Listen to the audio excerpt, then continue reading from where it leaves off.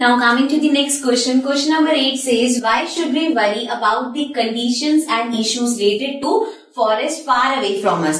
अब जो फॉरेस्ट हमारे घरों से इतनी दूर दूर है, तो वो अगर डिस्ट्रॉय हो रहे हैं या उनकी कंडीशंस और जो उनके इश्यूज हैं उसके लिए हमें वरिड क्यों होना चाहिए? सो बेसिकली यहाँ पे बता रहे हैं कि अगर डिफॉरेस्टेशन इतना ज्यादा होगा तो वो हमें कैसे इफेक्ट करेगा. So we should be worried about deforestation as it would lead to floods, increase in earth's temperature, decreasing animals habitat and soil erosion. So क्या क्या चीजें, किन किन चीजों का नुकसान होगा अगर डिफॉरेस्टेशन होता रहेगा? सबसे पहले है it would lead to floods, क्योंकि हमने पढ़ा था फॉरेस्ट फ्लड्स को कंट्रोल करते हैं. तो पहली चीज तो फ्लड्स हो सकते हैं. इंक्रीज इन अर्थ टेम्परेचर, अब फॉरेस्ट मेंटेन करते हैं एटमॉस्फेयर को, सो देयरफॉर अर्थ का टेम्परेचर भी मेंटेन रहता है. बट अगर डिफॉरेस्टेशन इतना ज्यादा होता रहेगा तो देन अर्थ का जो टेम्परेचर है वो भी इंक्रीज होता रहेगा. देन डिक्रीजिंग एनिमल्स हैबिटेट, अब जो एनिमल्स फॉरेस्ट में रहते हैं तो there are a lot variety and amount of animals जो वहां पे रहते हैं, तो ऑफकोर्स उनका एक नेचुरल हैबिटेट चला जाएगा. तो वो एनिमल्स कहाँ सर्वाइव करेंगे, कहाँ रहेंगे? And soil erosion. सो हमने ये भी पढ़ा था कि फॉरेस्ट प्रिवेंट करते हैं सॉइल इरोजन, बट अगर फॉरेस्ट नहीं होंगे, डिफॉरेस्टेशन होगा तो सॉइल इरोजन भी होगा. Then damage to forest directly or indirectly affects human habitat and environment, so it must be a matter of concern among us.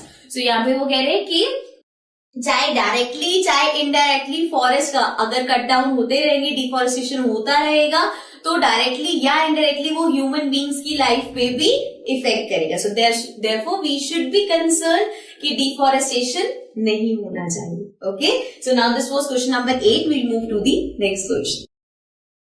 Now coming to the next question. Question number 9 says, explain why there is a need of variety of animals and plants in a forest. So एक forest के अंदर क्या need होती है कि अलग अलग variety of animals and plants होने चाहिए? Let's see.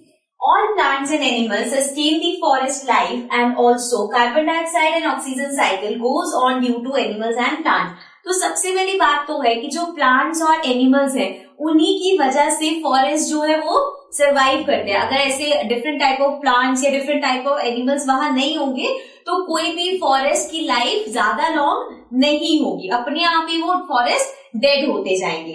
तो ये हो गया कि सस्टेन करता है फॉरेस्ट की लाइफ. देन एक कार्बन डाइऑक्साइड और ऑक्सीजन का जो लेवल है उसको मेंटेन करने के लिए आपको अलग अलग वैरायटी के प्लांट्स भी चाहिए और एनिमल्स भी चाहिए. बिकॉज एनिमल्स क्या करेंगे, कार्बन डाइऑक्साइड देंगे, एंड देन प्लांट्स क्या करेंगे, उस कार्बन डाइऑक्साइड को यूज करके ऑक्सीजन देंगे. तो वो बैलेंस मेंटेन करने के लिए दोनों चीजें रिक्वायर्ड है.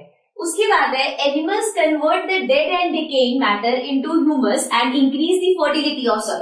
अब अगर एनिमल्स जो कि डिकम्पोजर्स होते हैं, अगर वो डेड एंड डिकेइंग को कन्वर्ट नहीं करेंगे तो वहां की सॉइल धीरे धीरे उसकी फर्टिलिटी खत्म होती जाएगी. सो देयरफॉर उन एनिमल्स की रिक्वायरमेंट है जो डिकम्पोजर्स का काम करे. ठीक है.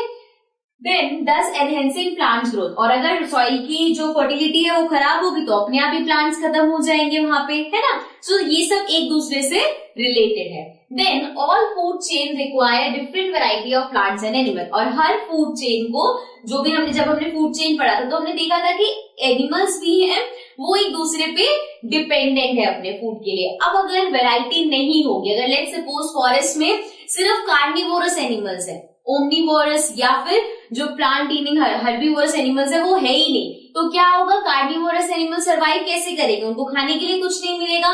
तो जो फूड चेन है वो एक दूसरे पे, उसके लिए वैरायटी ऑफ एनिमल्स आपको चाहिए. सिमिलरली प्लांट्स, अगर जो ग्रास ईटिंग एनिमल्स है उनको वो चीज मिलेगी, अगर सिर्फ ऐसे प्लांट्स है जिनको आप नहीं ईट कर सकते तो वही जो हर्बीवोरस फर्स्ट स्टेप है वही डेड हो जाएंगे, तो आगे कार्निवोरस क्या खाएंगे.